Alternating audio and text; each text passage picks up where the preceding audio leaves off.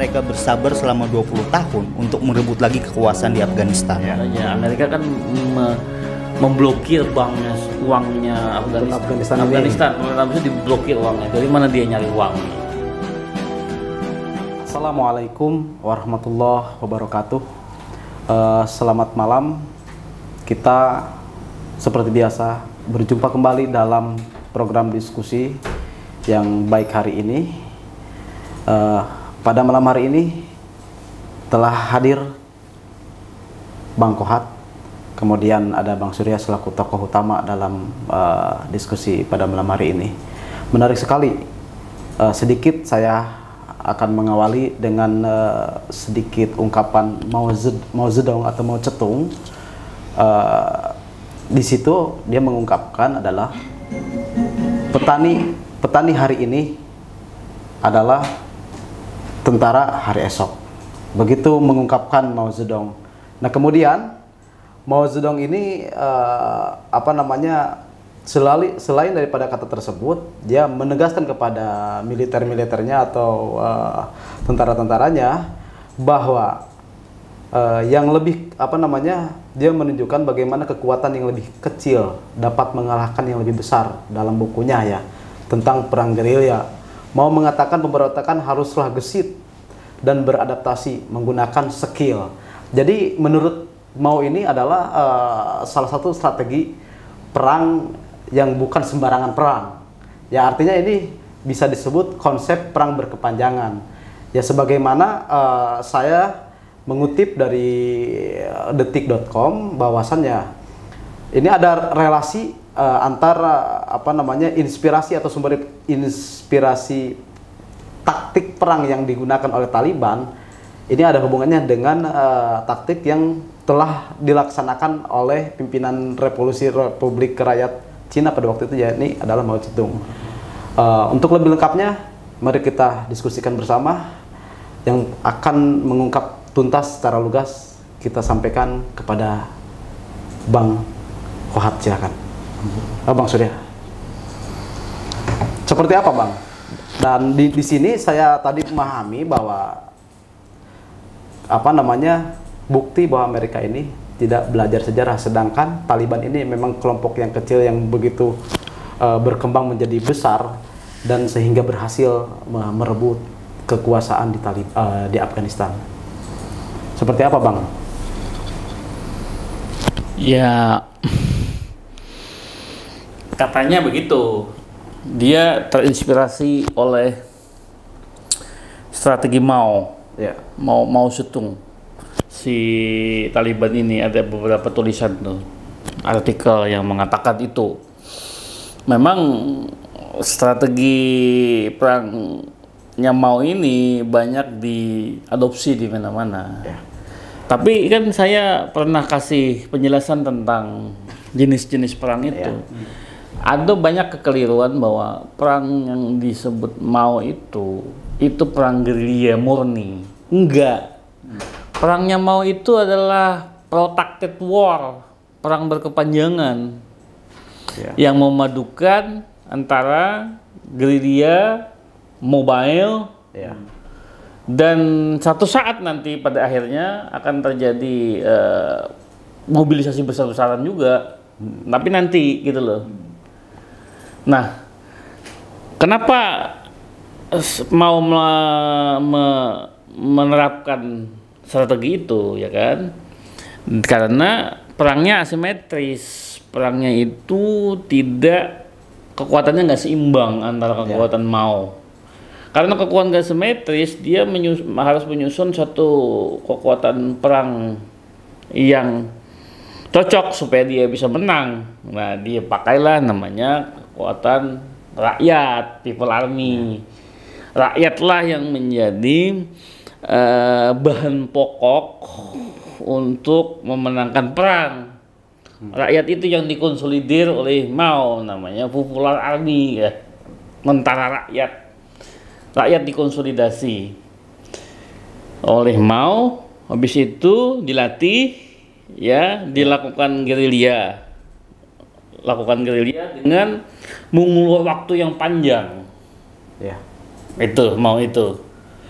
Memang ada kesamaan dengan Taliban dari sisi musuh, dari sisi permusuhannya.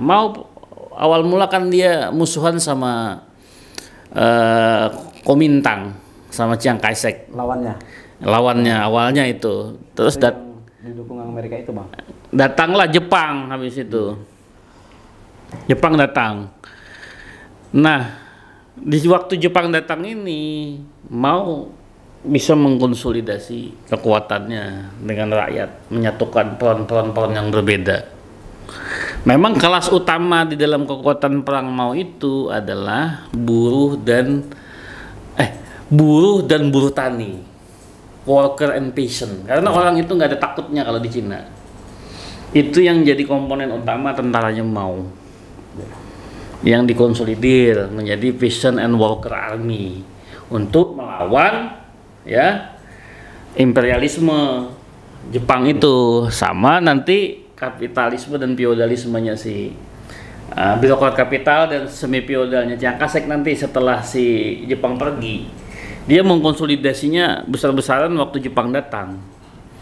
Nah, Taliban kan juga perang internal antara Republik Islam Afghanistan melawan Taliban. Dia perang internal nih di tahun setelah Uni Soviet keluar kan mereka konflik. Sebenarnya konfliknya dari tahun 79 antara mereka nih, antara orang Afghanistan. Perang tahun 79 datang Uni Soviet, bentuk mujahidin. Soviet pergi, mujahidin berkuasa. Sekitar itu mujahidin berkuasa, Taliban nggak cocok, Taliban serbu Republik Islam. Habis itu terakhir datang Amerika. Nah, Amerika yang datang ini seperti Jepang datang di Cina. Seperti Jepang datang di Cina. Amerika datang membuat pemerintahan Taliban terpukul mundur sampai ke Pakistan. Nah, di sini mereka menyusun kembali strategi perangnya. Namun ini kita lihat aja, kita perhatikan apa yang dilakukan oleh Taliban ini mirip gak apa yang dilakukan oleh Mao, gitu loh. Di waktu dia masuk kembali ke Kabul yang seminggu yang lalu, memang tuh dari desa tuh dia mengepung kota. Tapi komponennya apa nanti di situ? Kalau Mao kan worker and peasant itu, ya rakyat petani itulah yang jadi dua aspek utama itu. Iya, yang disusunnya sebagai kekuatan. Tapi mereka sebenarnya intelektual, mereka mahasiswa. Yang petani ini? Enggak, pelopornya. Pelopornya Maunya dan kawan-kawan itu kan mahasiswa. Berasal dari mahasiswa aktivis. Mengkonsolidir petani dan pekerja dan petani jadi tentara. Jadi kekuatan satu. Jadi satu kekuatan.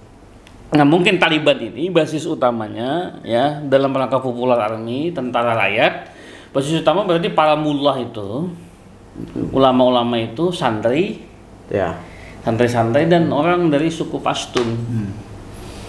Nah, tadi saya ada sedikit membaca, memang waktu dia suku Pashtun itu nanti mereka mulai membatasi sekat-sekat kesukuan untuk merekrut orang suku Afghanistan yang lain untuk membentuk satu front perlawanan, front melawan Amerika ini. Judulnya mereka ngelawan Amerika. Begitu Amerika pergi, kekuatan yang lain enteng gitu loh. Gampang lah. Gitu. Gampang sama Jepang. Mau juga Jepang dulu. Jadi orang nggak ada perang saudara. Karena waktu Jepang datang itu mau damai, Chiang Kai-shek menentang. Gak mau didemo lah Chiang Kai-shek oleh unsur-unsurnya Mao. Aktivis disuruh demo supaya Chiang Kai-shek damai, karena harus kita berdamai lah sesama orang Cina ini karena ada imperialisme. Rekon lah gitu ya, Bang. Tapi ini namanya propaganda, selalu dimanfaatkan. Bahwa yang nggak pengen damai itu Chiang gitu. Mau semakin populis di mata rakyat. Semakin dapat dukungan dari hasil propaganda tersebut ya. Iya, semakin dapat dukungan, dikonsolidir jadi tentara gede.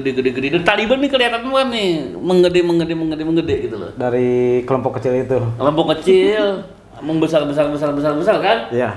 Nah, memang kalau si Mao masuk Beijing, saya terusin aja nanti Lutfi. Oke. Nanti tambahin teknisnya sedikit. Mau masuk Beijing, setelah Jepang keluar terjadi perang saudara lagi melawan Chiang Kai-shek. Chiang Kai-shek kalah ya kan? Tapi waktu dia membentuk Republik Cina, Republik Rakyat Cina tahun 49 itu mau berhasil lagi mengkonsolidir orang Cina agar nggak keluar dari Cina. Pengusaha juga happy, bisa dia menggalang pengusaha sehingga nggak lari dari Cina. Ilmuwan-ilmuwan didatangkan sama dia. Ya. Namanya statecraft, artinya kemampuan manajerial untuk membangun negara baru. Karena tidak mudah negara hasil revolusi ini. Cina itu tahun 71 baru diakui PBB. Dia harus mendapatkan dua hal. Satu, dia harus mendapatkan kepercayaan rakyat.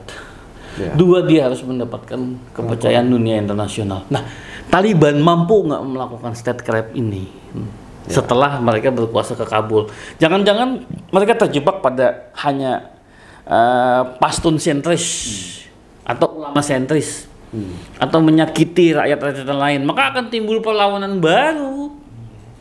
Kalau tidak dia tidak bisa merangkul unsur-unsur lain di dalam pemerintahan dan menghadapi tantangan keuangan. Tentu saja Amerika kan memblokir banknya, uangnya Afghanistan. Pemerintah bisa diblokir uangnya. Dari mana dia nyari uang nih, dana nih Taliban? Terus dia harus inklusif supaya dapat pengakuan dunia internasional, dan dia harus manage berbagai etnisitas dan nasionalitas. Tidak hanya Pashtun, tidak hanya kelompok mullah yang berasal kebanyakan dari Pakistan itu. Nah, terus dia harus menghilangkan citra bahwa mereka teroris, mereka itu menindas perempuan. Inilah tantangan statecrafting Taliban. Memang kalau dilihat dari kekuatannya, ini infanteri murni. Maksudnya pasukan bersenjata jalan kaki semua hampir ini. Nggak ada pakai artileri, pakai tank, nggak ada nih. Hanya hari ini memang secara material itu kelihatan tercapai tujuan yang strateginya Mao Zedong itu. Kekuatan utamanya adalah rakyat dan senjata yang ada di lapangan. Sekarang dia rakyat banyak ikut dia. Kemudian senjata Amerika, mobil aja, kendaraan aja 2000 dia sita. Pesawat mungkin ratusan. Semua peralatan Amerika sekarang disita oleh Taliban. Dari sisi perang ini sudah oke. Secara perang, tapi dia bisa nggak statecraft? Ya, statecraft itu tinggal satu tahap lagi lah. Ya banyak tahapnya, maksudnya dia membentuk pemerintahan ini legitimate nggak? Solid nggak? Benar. Kalau dia masih kekuatannya pasis, misalnya pasisme Pashtun, pasisme populis kanan lagi, ulama nggak memperhatikan rakyat, hanya kekuatan populis ulama aja, ya, yang cenderung menghancurkan yang berbeda, gagal dia. Iya, kalau tidak koheren lah, artinya tidak mengikat kembali. Iya, seluruh unsur-unsur Afghanistan itu. Dan apalagi ini kan ada koalisi utara nih, Abdul Mansur yang Mansur itu kan yang lari itu sama wakil presidennya kan sekarang lari nih ke satu daerah yang tidak bisa dikuasai Taliban. Nah, ini bisa berkonsolidasi lagi membentuk perlawanan baru, namanya perlawanan utara ini yang didukung oleh intelijen India. Kalau Taliban kan intelijen Pakistan nih. Ini intelijen India. Nah, satu lagi, dalam perang gerilya yang taktik war yang berkepanjangan begini, menggunakan wilayah yang luas, waktu yang lama, itu harus ada latar belakang. Latar belakangnya harus ada. Tujuan mungkin ya? Bukan, latar belakang. Misalnya Taliban, dia punya latar belakang Pakistan. Cina, Mao Zedong punya latar belakang Uni Soviet. Jadi waktu dia menyuplai senjata, makanan, apa semua itu bisa dari Uni Soviet itu. Dia punya latar belakang. Kalau dikepung, kan kalau jarak dekat begini kan, misalnya Amerika mau nyerbu Taliban, kalau masih di Kabul aja kekuatan Amerika kan masih kuat. Semakin jauh kan kekuatannya makin melemah untuk mengejar Taliban. Nah, Taliban semakin jauh semakin punya latar belakang untuk lakukan konsolidasi. Nah, itu mau juga begitu, dia long march itu lari sejauh itu mencari latar belakang dan mengurangi jangkauan kekuatannya Chiang Kai-shek. Di situ dia konsolidasi menghantam balik. Kan biasanya kan serangan musuh, 3 tahap serangan musuh, konsolidasi musuh, ketiga kehancuran musuh. Nah, itu tahap 3 itu. Nah, Amerika datang, konsolidasi, hancur. Waktunya lama. Mereka kuat karena mereka punya tujuan perangnya. Tujuannya sementara ya pembebasan Afghanistan gitu loh, yang bersendikan Syariah Islam ini. ya. Ya. Bersendikan syariat di sana, tapi bersendikan syariat Islam ini mampu nggak ngerangkul seluruh elemen di dalam Afghanistan itu dan mendapatkan dukungan internasional. Itu yang perlu dilakukan Taliban dan kita tunggu gitu loh. Ya. Ini Bang, karena Mao Zedong ini mempunyai semangat atau spirit dalam perang itu sangat semangat ya, karena memang dia punya tujuan yang jelas, yaitu merebut kekuasaan atau bersifatnya politik. Apakah Taliban sama begitu? Ya kalau merebut kekuasaan dengan tujuan politik itu semua orang begitu. Ya. Tapi kekuasaannya untuk apa? Ya maksudnya kalau Taliban, kalau Mao Zedong ini di samping dia punya rencana besar atau semangat dalam menguasai Cina itu, dia udah disiapkan semua aspek-aspek dan para ilmuwan tadi yang abang sebutkan. Berarti udah siap. Nggak siap juga dia konsolidasi bisa. Berarti Taliban sama berarti. Iya siap nggak siap kan ketemu di jalan aja orang dia di wilayah persembunyian sana menyerbu. Ya.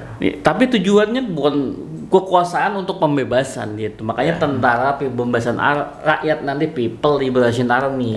Apa yang perlu dibebaskan? 1.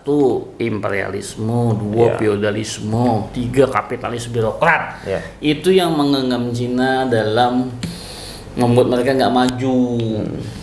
Menghambat lah. Bukan menghambat, dikungkung dia nggak maju, bukan dihambat.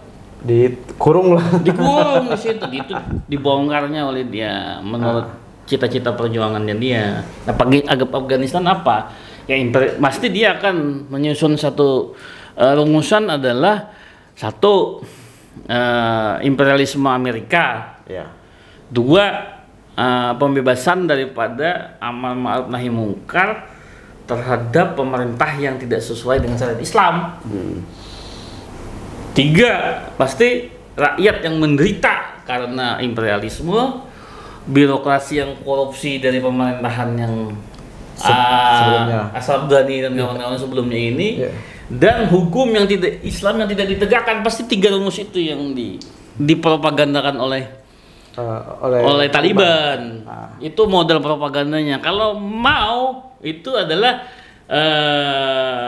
kapitalisme birokrat, feodal dan imperialisme. 3 tahap. Bukan 3. 3 apa dah? 3 musuh. 3 musuh. Karena satu gerakan populer ya, catat nih, itu harus punya musuh. Baik itu populis kiri maupun kanan. Dia harus mendefinisikan tujuan pembebasan. Tujuan pembebasannya apa? Yang membuat dia terkungkung. Jadi dicari dulu masalahnya. Masalahnya dicari. Tadi apa? Ya, imperialisme, feodal, birokrat kapital. Itu yang menghalang mereka bebas. Itu jadi musuhnya dia nanti orangnya siapa aja. Ya, si Taliban begitu juga pasti. Imperialisme Amerika. Ya. 2. Birokrat, pejabat-pejabat korup. 3. Kesengsaraan rakyat akibat tidak menjalankan syariat. Pasti itu mula-mula ini mendoktrin santri-santrinya itu. Jadi pendekatannya sama ya. Strateginya, tapi basis kelasnya beda. Kelasnya. Basis kelas terkuatnya apa? Basis dukungan awalnya apa? Sebuah gerakan ya tidak akan bisa beranjak kalau tidak ada kelompok kecilnya dulu yang solid. Baru kalau sudah mau maju dia unite frontnya diperluas karena satu musuh tuh kebanyakan, 1000 kawan masih sedikit. Itu kata prinsipnya si Mao itu. Prinsip gerilya itu begitu pasti. Satu apa barusan bisa diulang lagi? Satu musuh kebanyakan. 1000 kawan masih sedikit. Iya. Jadi itu terus di doktrinnya dia. Mungkin Taliban juga begitu di lapangan. Dan pendananya pasti ada di belakang tuh. Karena ada warlord itu nggak tunduk ke pemerintah, nggak kemana-mana, tiba-tiba banyak ikut Taliban. Itu dari sisi lain ya. Itu mungkin dikasih sesuatu itu, uang atau apa sama Taliban. Taliban punya uang lah pokoknya ini. Sekarang ini? Iya, waktu dia merebut ini dia udah punya modal, ada itu, modal gerilya. Tapi tersembunyi. Nah sekarang tapi itu tadi waktu dia statecraft ini bisa nggak? Terima kasih Bang Surya. Diskusi pada malam hari ini telah menjelaskan dengan luas dan sangat lugas. Kita telah dengarkan dengan seksama bahwasannya strategi yang digunakan oleh Taliban ini mempunyai kesamaan dengan pengalaman yang dilakukan oleh Mao Zedong, begitu. Selanjutnya kita akan menginjak bagaimana strategi yang dilakukan oleh Mao Zedong itu. Tentu ini menjadi perhatian buat para militer pada waktu itu yang disemangati oleh Mao Zedong. Apa saja misalkan aturan-aturan yang ditegaskan atau ditekankan kepada militer itu sendiri. Nah, silakan Kohat akan menjelaskan. Ya, terima kasih. Dengan menarik pembahasan hari ini, strategi perang ya, strategi perang yang utamanya kita hari ini bicara Mao Zedong. Mao Zedong yang ajarannya itu menginspirasi banyak gerakan-gerakan modern hari ini, gerakan-gerakan revolusi. Dia menunjukkan bahwasanya kekuatan yang kecil itu bisa mengalahkan kekuatan yang besar. Ya. Nah, tentu dalam sejarahnya ya Mao Zedong banyak melakukan terutama di Cina ya, terutama di Cina, dan banyak pengikut-pengikut yang mengikuti ajaran, misalnya di Vietnam dan lain-lain, di Irak misalnya. Nah, ini juga yang diterapkan oleh Taliban hari ini. Bagaimana mereka bersabar selama 20 tahun untuk merebut lagi kekuasaan di Afghanistan. Yeah. Nah, ajaran-ajaran Mao Zedong ini hampir sama dengan apa yang dilakukan Taliban hari ini. Mungkin bisa kalau kita bisa sebut, misalnya kalau Mao Zedong bicara petani hari ini adalah tentara di esok hari. Yeah. Nah, mungkin Taliban kita bisa sebut santri hari ini adalah tentara esok hari. Nah, diganti ya. Ya, ini sangat menarik bagaimana dia merebut simpati rakyat dari bawah gitu kan, menyusun propaganda dan lain-lain dengan tujuan politik yang memang ideologis gitu, syariat Islam, misalnya merebut negara yang untuk menerapkan syariat Islam. Nah, kita bisa belajar dalam hal ini bagaimana sih misalnya ajaran-ajaran Mao Zedong ini, ajaran-ajaran Mao Zedong yang benar-benar efektif untuk mengalahkan kekuatan-kekuatan besar. Nah, ini misalnya nih salah satunya adalah prinsip-prinsip tentara-tentara tentara-tentara gerilyawan di bawah itu. Misalnya kita harus ini untuk merebut simpati rakyat ya, kita harus bicara sopan, misalnya membayar secara jujur gitu, jangan menipu dan lain-lain rakyat, karena memang kita merebut simpati kan. Terus kalau kita pinjam dikembalikan gitu. Betul. Nah, itu ada lagi misalnya kalau ada yang kita rusak segera diganti. Nah, itu prinsip-prinsipnya. Terus selanjutnya yaitu jangan ingkar janji kepada rakyat. Nah, ini menarik nih, ketika misalnya hari ini Taliban itu kan banyak berjanji hari ini misalnya nih, membuka komunikasi ke seluruh elemen-elemen masyarakat dan lain-lain. Nah, ini harus dibuktikan janjinya. Benar seperti apa yang dikatakan Bang Surya nanti, kalau Taliban tidak bisa mengkonsolidasikan semua kekuatan-kekuatan di internal negaranya, ini bisa jadi terbentuknya perlawanan baru. Nah, terus yang selanjutnya adalah jangan hancurkan lingkungan, tanaman dan lain-lain. Nah, ini penting juga karena memang Taliban ini kan bergeraknya itu dari desa. Yeah. Dari desa, maka seharusnya adalah seharusnya tentara-tentara itu tidak bergerak maksudnya menyesuaikan dengan keadaan yang ada di desa gitu. Adaptasi, jangan menghancurkan apa yang ada di kebun. Ya. yang selanjutnya itu jangan berhubungan dengan wanita. Maksudnya mungkin berhubungan seks ya. Nah, ini dengan tidak sah mungkin. Ya, yang tidak sah, ya nikah gitu, yang di luar nikah. Nah, itu menjadi prinsip yang sangat bagus ya. Terus yang selanjutnya adalah jangan siksa tahanan. Nah, ini juga menarik ya, prinsip-prinsip begini yang memang filsafat perangnya ini dari bawah benar ini, dari masyarakat nih, dari rakyat untuk memang nanti membangun kekuatan. Iya. Nah, terus ada juga dia prinsip-prinsip apa rumus-rumus perang gerilya ya, perang-perang gerilya tuh. Taktik ya, taktik. Strategi dan taktik perang gerilya ala Mao Zedong nih. Nah, ada banyak poin-poin saya sebutkan. Misalnya adalah menyerang yang lemah dulu. Nah, yang kuat nanti belakangan. Nah, ini jadi cari dulu celah-celah musuh yang lemah ini. Ya, pretelin kan. Terus nanti ketika kita kuasai yang lemah ini baru menjalar ke yang kuat gitu. Nah, terus juga gitu. Misalnya dengan Mao Zedong kan terkenal dengan taktiknya itu yang menguasai desa dari desa mengepung kota. Nah, ini jadi prinsip rumusnya adalah kuasai dulu kota-kota kecil, desa dulu. Nah, sama yang dilakukan Taliban hari ini kan kuasai dulu yang di luar-luar Kabul gitu. Baru pada akhirnya dia menguasai Kabul. Nah, Mao Zedong juga bilang itu, kuasai dulu kota-kota kecil, desa-desa kecil, baru pada akhirnya kita akan merebut kota utama ya, kota-kota besar. Nah, terus selanjutnya poinnya adalah fokusnya adalah menghancurkan keefektifan musuh, efektif kekuatan musuh itu dihancurkan, fokusnya ke situ. Jangan lu misalnya fokus merebut kekuasaan di kota atau apa. Kita lihat dulu, ini musuhnya efektifnya apa, kekuatannya apa, kita hancurkan dulu musuh itu. Nah, begitu. Terus yang poin selanjutnya adalah hancurkan musuh, jangan lari, jangan biarkan musuh ini lari.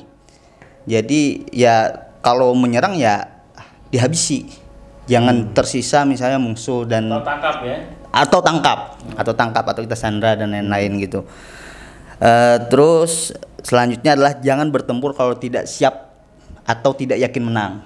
Nah, ini menjadi momentum dan lain-lain itu harus diperhatikan ya, harus pas dengan kita merasa kita kekuatannya udah yakin menang atau enggak, baru kita melakukan serangan. Nah, itu yang yang jadi rumus perang Mao Zedong. Nah, itu juga yang hari ini Taliban lakukan kan, karena dia 20 tahun ini menunggu, 20 tahun sabar dan lain-lain, menunggu ketika misalnya momentum nunggu momentum dan lain-lain, baru menyerang ya.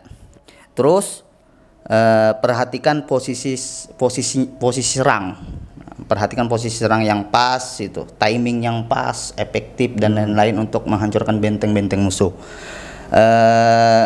Selanjutnya ini sama ya, kepung benteng yang lemah, baru yang kuat kita, baru ketika misalnya sudah matang, baru kita rebut kekuatan kita kepung benteng yang kuat gitu. Nah, terus selanjutnya adalah tambah kekuatan dan senjata dari musuh. Nah, ini artinya adalah kekuatan perang itu adalah yang ada di lapangan. Misalnya senjata. Misalnya gerilyawan orang-orang yang nggak punya kekuatan itu kan nggak punya senjata. Ya. Pada ya artinya adalah kita harus merebut kekuatan-kekuatan yang ada di musuh, misalnya senjata dan lain-lain. Dan orang yang personilnya juga. Iya. Nah, itu ya, itu mempengaruhi dan lain-lain gitu. Tahanan ya harus ikut kan, karena memang untuk jadi kawan kan, karena memang kata Mao Zedong kan satu musuh itu lebih banyak daripada 1000 kawan. Akhirnya daripada musuh ini kita tahan nggak berguna, mending kita manfaatkan kekuatannya. Terus kekuatannya adalah manusia ya, kekuatan perang adalah manusia, merebut rakyat dan materi yang ada di lapangan. Nah, dia misalnya punya tujuan yang jelas, misalnya rakyat harus simpati kepada dia, begitu. Terus yang terakhir itu adalah jarak waktu antar serangan itu ada, misalnya kayak ada waktu istirahat, latihan dan konsolidasi, itu jangan terlalu lama jaraknya. Harus dipercepat. Karena serangan itu harus tetap konsisten. Jangan sampai ada di satu waktu misalnya kasih musuh napas. Nah, jangan kasih musuh napas gitu. Terus ini menarik, itu salah satu ya. Saya simpulkan ya bahwasanya ya strategi perang ala Mao Zedong itu adalah perang gerilyawan, memang bertarung gitu loh. Nggak ada membuka ruang intensitas diplomasi itu diperkecil sedikit mungkin gitu. Iya. Karena memang karena memang kalau kebanyakan diplomasi ya ketahuan musuh kita ini kan. Waktu jadi senyap dan lain-lain, fokus untuk nyerang musuh gitu. Nah, ini yang menarik ya, karena ini bisa kita aktualisasikan kekuatan-kekuatan ini kita yang kecil-kecil ini kan. Mau misalnya berpolitik dengan yang besar-besar, itu caranya. Dengan cara itu misalnya ini enggak strategi perang aja, kita bisa lakukan misalnya di negara ini bisa ya. Strategi politik lah. Iya, tapi kalau minjem barang orang nggak dikembaliin. Iya, artinya nggak ada simpati gitu. Kita nggak, kalau sama kawan sendiri kan itu. Terus nggak turun ke bawah. Iya, itu main penting. cewek sama main cewek PHP semua gitu loh. Ya. Ini gimana dapat dukungan? Nggak dapat simpati Benar. kalau begitu. Iya. Nah, ini kalau memang ya kekuatan kita kecil ya.